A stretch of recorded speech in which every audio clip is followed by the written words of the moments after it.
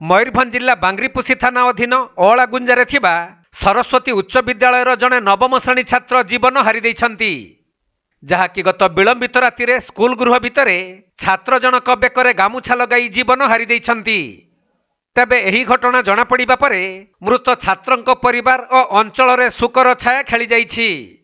परे बांग्रीपुसी पुलिस खबर पाई घटनास्थल पहुंची ए संपर्क में तदंत आरंभ करिसंती। सेपटे मृत छात्र जनक विषय ब्लॉक अधीन राईहरी ग्रामर विश्वभूषण नंद बोली जनापड़ा बेले से कहीं जीवन हारिले ताहा अस्पष्ट रही।